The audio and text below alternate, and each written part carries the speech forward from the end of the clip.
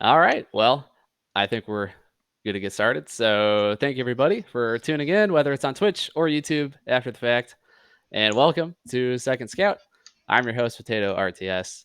And we have a lot to talk about today. And with me to talk about all of these things, as always, is DrDabston. And joining us is our resident mangonel correspondent. It's Blade. So, Blade, you still malding, or the game's been going a little better today? No, they've been going good today. I can't mold today. Can't make Well, it 3 days in a row. Nah, that was Monday and Tuesday. well, glad to hear that. So, and Dabs, what have you been up to since we last recorded? Just good amount of casting, a couple YouTube videos, and then now it's about to be hopefully gonna get some 1v1 games in here after we get off of this. Good deal. So yeah, we're just gonna jump right in because we're gonna talk about Blade's favorite topic. Oh, So going we got straight a into the mangonel, huh? That's correct. So we got a server side patch on Monday, and once again, this is another one kind of out of left field because I didn't hear anything that this was coming. But we got it, and not a whole lot of changes, but a lot of changes that will make a big impact. And first off, Mangonel, 50% bonus damage to ranged, and a moderate increase to the attack radius. So the question for Blade is the game ruined? No, it's not ruined. I do think, and I just want to state this for the record. I've seen this on a lot of other top player streamers who are way better than me. That I do think they might have overbuffed by adding the plus 50% range. Mm. I think they should have gone for either just the radius increase, see how that goes, or they could have done like a 10 to 15 to 20% at most for against ranged. Yeah. But I still think they should have gone a little bit slower. So, yeah, I like this, but I think they need to lower base damage. Yeah, I feel like there's a lot of different outcomes and ways you can kind of put it, but I think ultimately they know the end goal in mind, and I think they will realize that they over buffed it a little bit and pull it back maybe 25% more to range units and maybe 0.85 rather than 875, which doesn't sound like much, but it actually, when it comes to radius, ends up being a big difference there. And because ultimately the damage to range is exactly where they want to be. It's going to stop the archer balls. It's going to stop as much, once someone hits castle. Yeah, I don't know if you guys have seen it, but I mean, they do what? They take 3/4 of a ranged health right now. Like, obviously, I Yeah, don't think that's the case for hand cannoneers, but other stuff. Right. Yeah, it's I, basically two mangonels can one shot a full mass. it kind of shuts down feudal aggression too, in a way, because one mangonel is enough to shut down feudal aggression now, mm. How does it assuming the feel? composition is archers. How does it feel with like horsemen or men at arms? I haven't played. I've only played a couple games. Horsemen men at arms are still good. So it's not like ripping through them like it was before the nerf. I haven't played enough against it to Yeah. really give a valid on that one yet. I I've mean, only it's faced definitely like from what I've a couple. seen.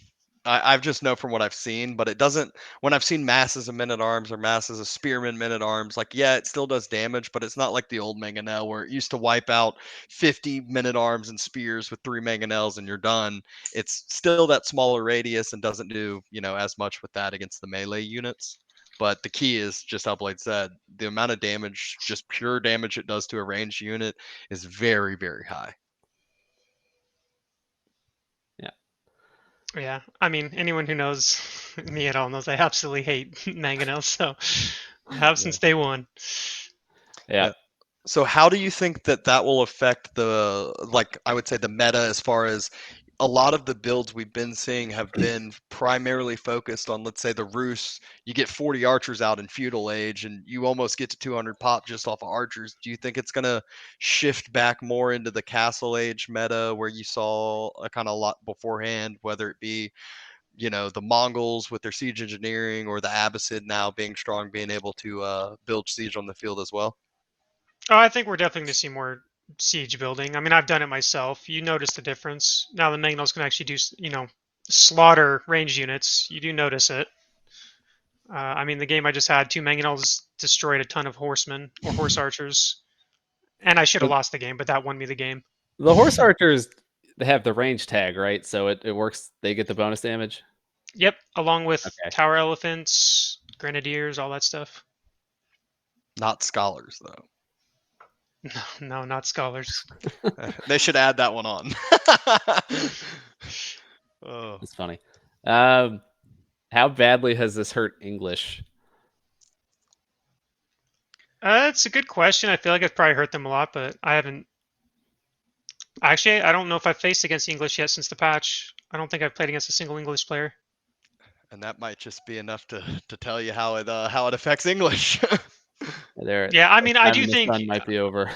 I mean, I do think English dominance or their S tier, as some people said, I think are definitely not there anymore.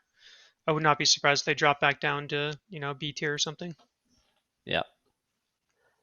Could be wrong though. Talking about civs that were B tier, right? The Abbasid.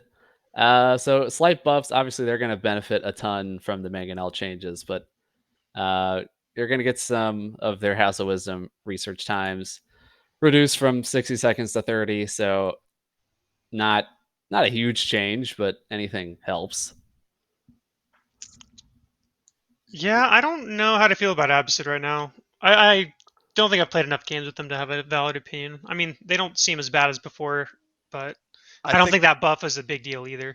Yeah. I think the big buff is just how you mentioned the mangonel. I think is what's going to allow them to rise up the tier ranking. You know, not only is the mangonel strong, they don't have to research siege engineering. They don't have to build a siege workshop. They immediately, with their units out on the field when they hit castle, can immediately build that mangonel, immediately stop any sort of archer pressure, archer push, because they're a civ that typically you want to pressure before that second TC starts paying off hard.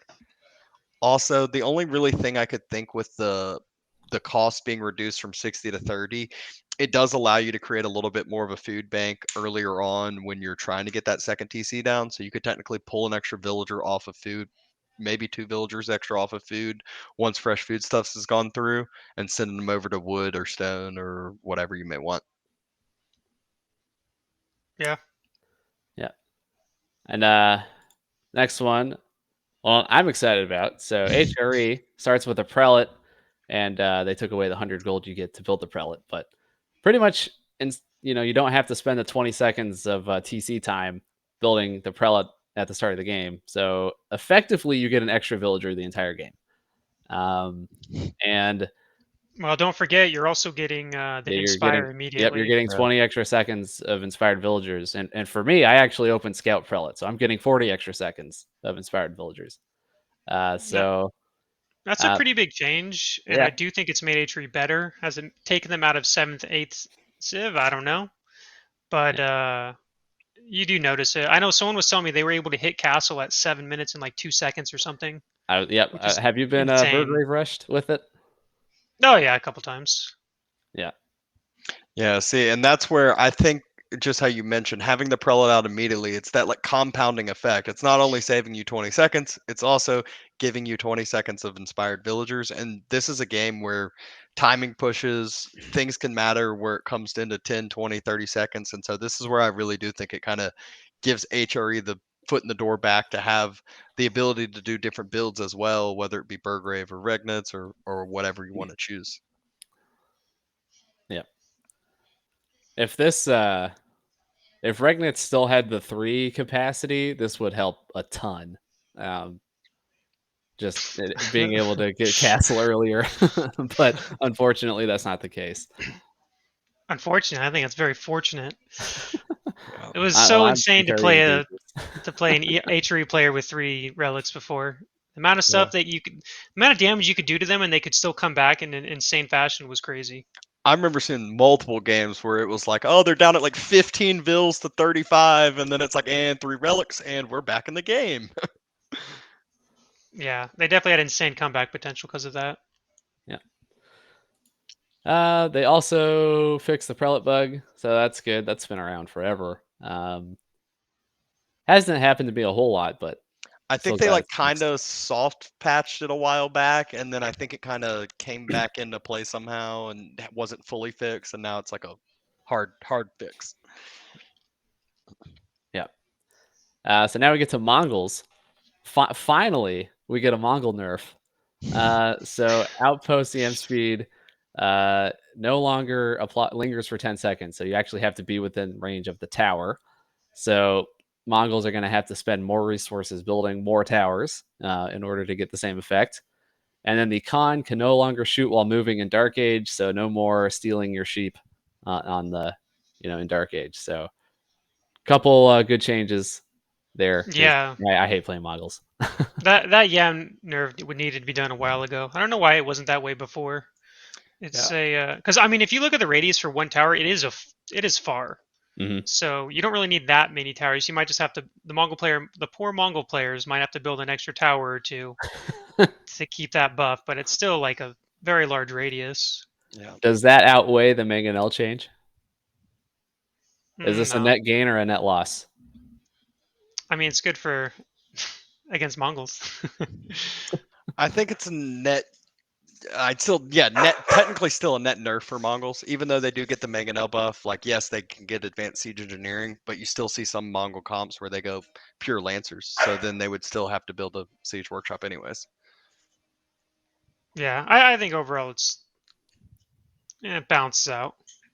I think it's huge. The Yam network nerf is actually I think pretty big. Like you notice it. Like a lot of times their spearmen would be like chasing down knights, and you're like, how? Like, come on! Like, there's no way. Yeah. And then no more boar fests on Danube River and in team games. So I saw some fun pictures about that. It was funny. yep. And so that's about it for the server side patch. So again, might need a little bit of time to see how this all shakes out, but some pretty big impactful changes. Yeah, I would agree with that. It'll be interesting to see how Golden League goes this weekend with that. Yep. I love getting these huge changes in the middle of like $100,000 tournaments. It's quite interesting.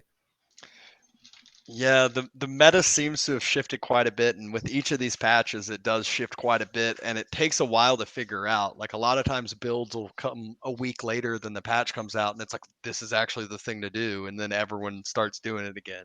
So, will we see any? Do you think there's any new builds that we might see this weekend, or any big changes that people might stray away from as far as typical build orders have gone? I mean, we're definitely going to see a lot more siege, and I think a little bit more camping than the past couple weeks or few weeks for sure. At least from certain players. But it'll be interesting to see how it plays out. Yep. Yeah. All right. So got some other big news today. Probably the with biggest news. yeah, RedBull Wololo is back. So really cool. And there was an announcement like 2 weeks ago or something that kind of teased a little bit where they announced that it would be over a variety of games, and so everybody speculated that meant AOE4 would be included, and they were correct. So it's going to be Age of Empires 1, 2, and 4. So rest in peace, Age of Empires 3. But I did see some discussion in the Discord that maybe they'll be able to get like a show match or the finals of like a Community separately tournament. run community tournament included. So I hope for their sake that happens. But yeah, that's But pretty exciting news. for those who don't know, Age of Empires 1 is actually more popular than Age of Empires 2 and 4. And yep. Yeah, It's the Vietnam. So for people who are familiar with Brood War in Korea, that's what Vietnam and Age of Empires 1 is. So that's probably why it got included and not AOE3. Would be Yeah. my assumption. And they didn't have to put too much of an investment if you read into it. It's only the finals being played. And so to me, the big production costs is the travel, getting people there, making sure everything's set up correctly, food, blah, blah, blah, blah, blah. And that's instead of having 8 players, it's only having 2 and the finals. And so that makes it quite a bit easier as well. Yeah. I've literally never watched an Age of Or Empires 16. 1 game, so I'm excited. I'm going to tune into that for sure. No, yeah, it'll be interesting to see. I've heard it's just like not horse archers. I can't remember what the unit is called. Wagon archers or something. Is what I heard is what you make a lot in Age of Empires 1. I actually will watch that because I'm very curious what it's going to look like. I'm I'm interested as well. So I think everyone's on the same page. They're like, we don't even know what to expect, so we want to check it out. Yeah. And I think it's cool to have 2 and 4 in the same tournament. I know the discourse between the fan bases isn't exactly the most constructive, but I'm hoping that Age of Empires 2 players kind of give Age of Empires 4 a chance and vice versa, kind of bump up each other's viewership. Yeah, there's definitely some clear divide at times, but then there's others that are the complete opposite, and they're like, I love AOE2, I love AOE4, we should work together. Look how much money both of these tournaments are getting. Like, this is great for the overall Age of Empires scene. No, I think it totally is. I'm going to be watching both Age of Empires 2 and 4. I love them both, so. Yeah. And It'll speaking be, from someone who never has played an RTS before AOE4, I actually follow multiple AOE2 streamers and watch AOE2 a decent amount. So it's not like it's something that like I have some hatred against either. I enjoy watching the game, and I could see myself, picking up eventually. But I have a hard learning curve already on AOE4. Yeah, my only disappointment with the AOE2 portion is I believe they're doing Empire Wars again, which is a fine game mode, but I definitely prefer the classic random map. Yeah. So that's where you start with the extra villagers, right? You start up in Age 2 with like Yeah. 27 villagers or something. That's right. It's like you get right into the action, so I get why they do it. I just think unless they've changed it, I don't know if they've changed it. I haven't. I paid read attention to it. somewhere where they said something about 1.7 times speed in Dark Age or something, maybe. No, that's the normal game speed for Oh, AOE2. that's normal. Oh, see, I have no idea. Oh, look at that. Learn something new every day. Yeah. Yes. And so, since we're more focused on the AOE4 side, we learned today that the qualifier is going to be run by EGC TV. So that's kind of what Pessy was alluding to a couple weeks ago, sounds like. So very cool. Good for Pessy to be able to get involved in this. And, he's going to have a lot of hours of content coming. And for, 32,000 total in prize money. So that's like a lot smaller investment than Golden League is for like the same amount of content. So this is good for EGC TV for sure. Yeah, and it kind of makes it actually $332,000 for Age of Empires 4's prize pool, because that's an addition. You get it for I think they said you get $5,000 if you qualify, if you pass it through the qualifiers. One of if you win one of the monthly, because it's 3 weekly events and then a monthly event. If you win the monthly, I believe it's 5,000. Yeah, which is pretty nice. That doesn't even include the main prize, so you're getting 5,000 additional to whatever you qualify for, even if you get last place at the Red Bull event. Yeah. So Leonok and VC are already in because of top 2 at N4C. Top 2 at Golden League will also be taken. And so if BC finishes top 2 in Golden League, they will take 3rd place instead. And so what's interesting is Viper has already qualified for the Age of Empires 2 portion for being a past winner. He has a good shot to qualify through Golden League. So we might see him do double duty. It sounds like he's interested in doing that also. Yeah, he'll do it, but he said he wouldn't practice like much at all for the AOE4 portion. So yeah, I mean, why definitely wouldn't see him in as good shape as now. Yeah, so I mean, he's just gonna show up, and even if he gets last, right? That's what, $5,000 extra. That's not bad. Yeah, I'm rooting for Puppy Paw to get it though. Oh, for sure. Marine Lord and Puppy getting it would be, I think, good. And the only reason is normally I'd root for Viper to get it, but since I know he's not going to focus on AOE4, I want one of those two for sure. I mean, I think it'll be interesting to see who makes the finals next weekend. I think I think all the names we kind of expect are going to have plenty of chances to get in, but you never know. Yeah, everyone kind of talks about there being that 10 divide, and there's the top 10 players, and then it's kind of the next people after that. And so that's kind of where I expect the same, where you expect the 10 big names to get in, and then the big question marks are going to be who fills in after and who really has those good week or month performances. Yep. So in addition to the 4 that get the automatic qualifiers, there's going to be 4 separate monthly tournaments, and the top 2 in each of those will qualify. So that's 10 more spots. So a lot of names will get filled in those. And so how you qualify for the monthly is there's weekly events, and so they're gonna take where okay here. So for the monthly events, the 16 best players, so 10 from the weekly, they're gonna give points for the weekly events. And they're gonna take 2 from the ladder, and then 4 on their adjusted tournament ranking. So what I found funny about this is the ladder portion. I will wager $10 that Divine qualifies for at least one of the monthly events based on ladder by one tricking whatever civ he's into at the moment. I really dislike that they're taking 2 from the ladder, and I really dislike that they're taking 4 based on their tournament rating, which is, I think, kind of silly because that tournament rating, it's almost impossible for anyone to get up there at this point. If they place top in the first tournament in the first Genesis, they're still at the top to some degree. I don't know exactly the rating they're at, but I heard I think I read somewhere that it was by July or August monthly that 80% of the points should have fallen off from the first 3 tournaments, though. okay. I think Lord Petito said it. Which sounds a lot better than, but it does still create the problem for the first couple months. So Yeah, I'm not a big fan of that, but whatever. Yep. And then after all that, I think there's going to be like a last chance qualifier to get 2 more people in. So plenty of chances to get in. And so Blade, I know that you've signed up. So how you feeling about the format overall?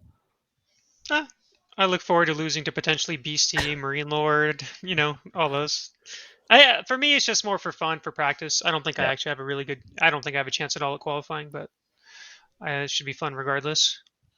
hey, put together a good week, good month, and you can do it. Nah, no chance. Oh, But it'll be fun to play in. I'll be curious. Yeah, just how it goes. Yep. Well, we will be rooting for you. Nachi will be too. Yeah.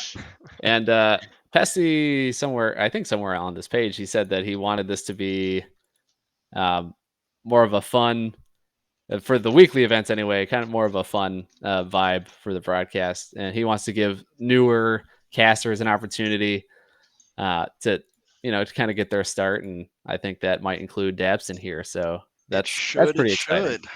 Yeah, so I am excited to do that. It's also, I don't really know what to expect yet. I'm sure more news to come, but it will be interesting to see. Yeah, lots of content, that's for sure. Lots of entertainment for the summer.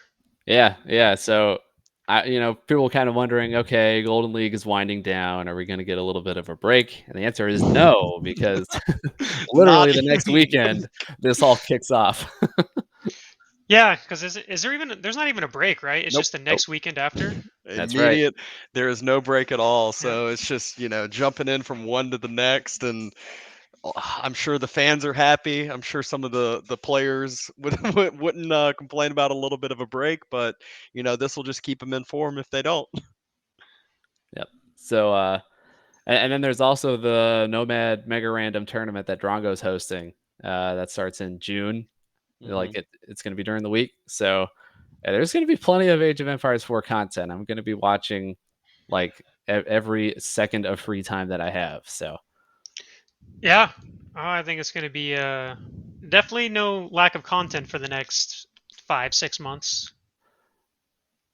Yeah, so it's pretty cool. But got a lot of interesting things coming in the future. But we are still in the middle of a $100,000 tournament in Golden League. And so we had round 2 this past weekend, and Puppy Paw took down Vortex 4-2, and he looked really good. Other than that HRE game on Mongolian Heights, that was kind of a disaster. But other than that, looked really strong and keeps himself alive. So good to see Puppy Paw with a nice performance there. Yeah, now we have it's money on the line next week for, well, I guess this week for Puppy Paul Lucifron. Mhm. It's just winner take all, and that's where it's just a really interesting matchup, and they could have played out in a bunch of different ways. Where obviously people are going to want to fight for money, but it could have played out to where people don't really have to fight too much for their spot or wouldn't care as much. But now we definitely have a game that everyone's going to want to see and hype up. Yeah, I mean, I think the highlight for this weekend is Lucifron Puppy Paw. I think that's going to Yeah. be a very interesting or fun because that's whoever wins that's making it to the next round from what I understand. Yep. Yep. So And that's yeah, so that's the most like important series. And then Viper Beastie, not only is it the two big names, but I don't know this for sure, but I'm assuming first place in the group would play second place from the other group. You are So that correct. would mean the loser would have to play Marine Lord, which you don't want. So that's still an important series in terms of seeding for the finals. Exactly. Yeah. Then this past weekend, had a bit of a strange series with Marine Lord and Lucifron. So started off with a French mirror. So just like the last time they played a French mirror, Lucifron had Marine Lord on the ropes, but couldn't close it. And then did win the second game on King of the Hill, and it was all downhill from there. yeah, it was weird. Yeah, Lucifron was playing really good, and then he just kind of you could tell he was a bit tilted. That's for sure. Yeah, maybe a bit of a premature tap out on the high view game. Uh, And well, I'm gonna get to the HRE game in a minute. And then the Mongol mirror, he got like a terrible map gen, so that sucks. I do want to state for the HRE game, I think he was completely. I don't blame him for resigning. It was over. He was dead. yeah, Right. I agree more on the HRE one as well, but I think it was just the fact that he did that after the early one with Roos English, where it felt like the Roos English one, he was in a fine positioning. If not, I think I even heard multiple people say they would have rather actually been in his position compared to Marine Lords, but that one was I obviously. I didn't see that game, so I don't know what happened there.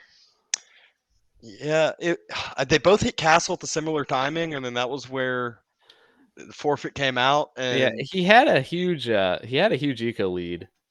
And then he kind of lost a battle and Marine Lord was gonna push in and do some damage, but you know, it wouldn't have been game ending. Um yeah. And then the HRE game, I think he was planning on doing something else and then he got tilted because he didn't find any sheep.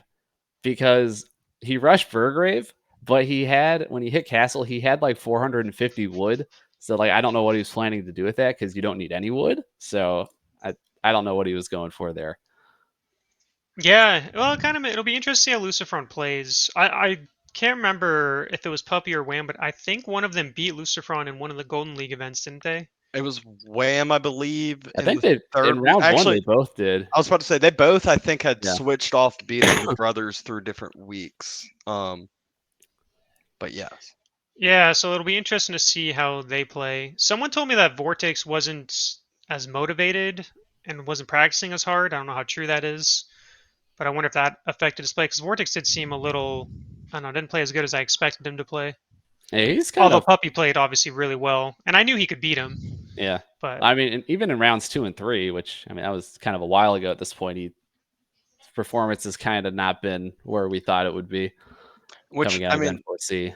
that kind of confuses me. Like I get, I don't know, when that much money's on the line, I feel like that's very motivating for most people. But I definitely understand, getting burnt out of games or not putting the practice in because of that. But it's Yeah, still this shocking tournament's to been hear. going on forever, right? So yeah, I do think the tournament is dragged out a little too long. Um, I think especially these playoff matches. I think we should be doing the semifinals this weekend, but it is. I mean, I enjoy the content, but I also think it's kind of dragged on a bit too long at some points.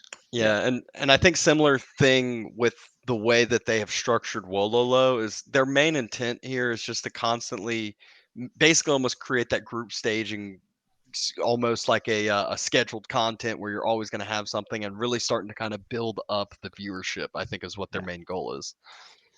Well, yeah, the nice Yeah, you thing just there is, once you qualify, you don't have to keep playing. So, you can yeah, take a break. but yeah, I mean they could, but I don't think they're players that qualify are going to. I know Beastie said he's going to be playing in them just because I mean there's money in it, so why not? Yeah, I was about to say Beastie plays a Well, ton every well, he's day. full There's no time, reason right? not Like to.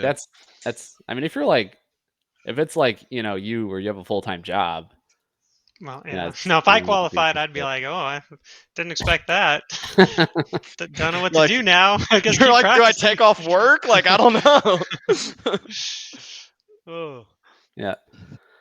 Yeah. So if you did qualify, would you just quit your job and just say, "Screw it, I'm a professional Age of Empires player"? Hell no. No chance. I would be on the streets. I'd be out of my house soon. I'd be like, well, this sucks. I can't even play Age of Empires anymore. Can't afford internet. Oh. Yep.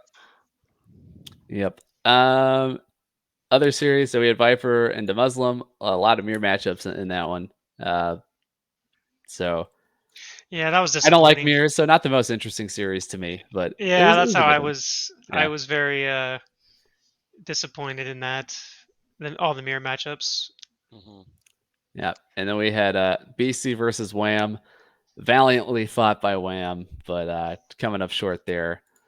BC That is just he's really good. It was a Yeah, good but series. Wham played really well though. Yep. Yeah, I Like think he he should have had the played King of the Hill really one good. too. So, and I keep saying that. I think he had the potential to. Well, it would have been a different order with the maps, but would have had the potential to go up 3-0. And then Hill and Oh yeah, Dale. that was a close one. Hill and Dale, if he had been more aggressive too, I wonder what would have happened. Because The the I think problem he with made. that is French Chinese on Hill and Dale just sounds like a bad matchup. I think, and I think Wham said this as well. I think he said he made a mistake choosing French on there.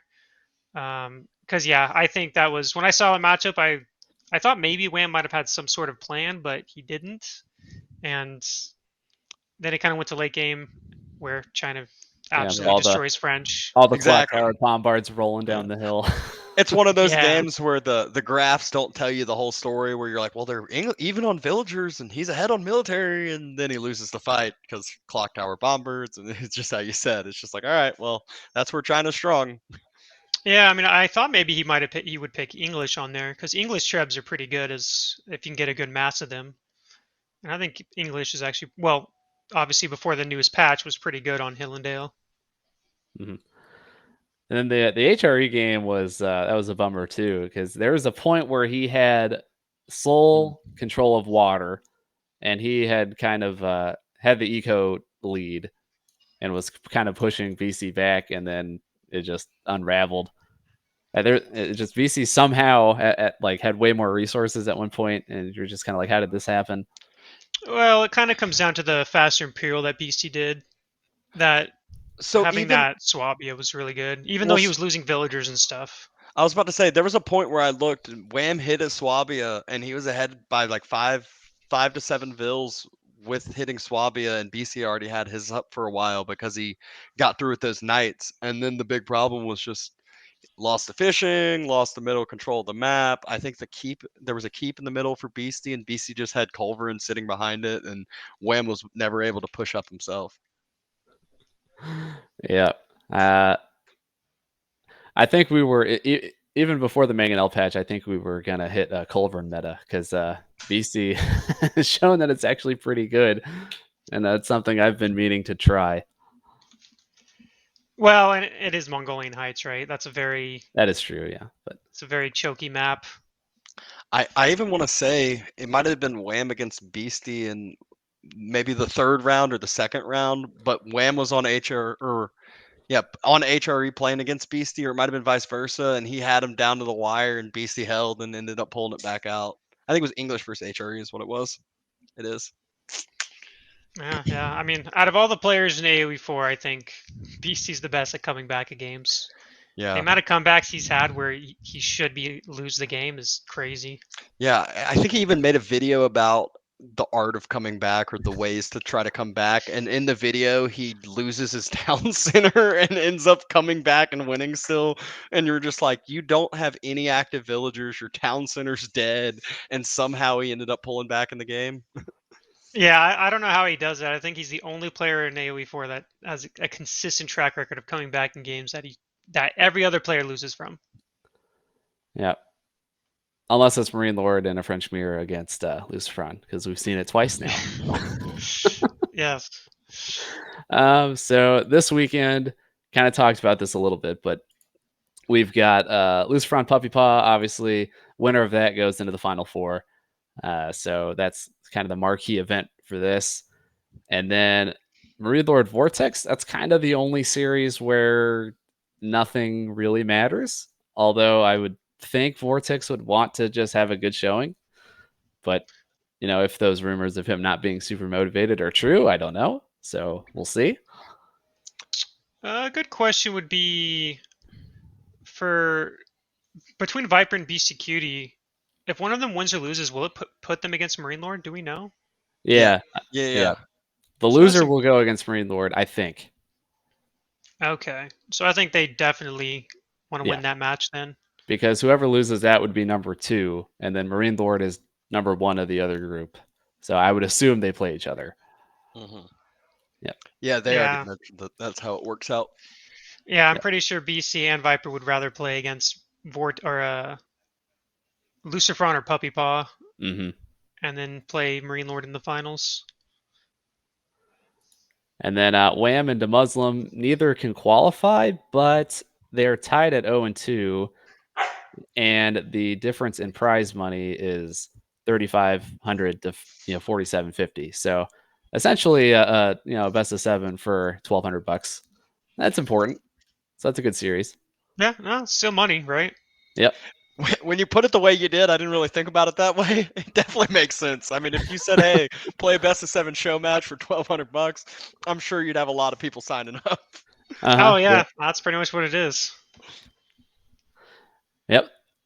So yeah, should be an exciting weekend, especially with all the mangonel changes and the Mongol nerfs. So I'm excited. Yeah, it's going to be very interesting to see what happens. I'm very curious. Like I said, Lucifer and Puppy Paw, I definitely want to see. Hopefully, I get to see it. I might sleep through it. Who knows? Depends if it's first or not.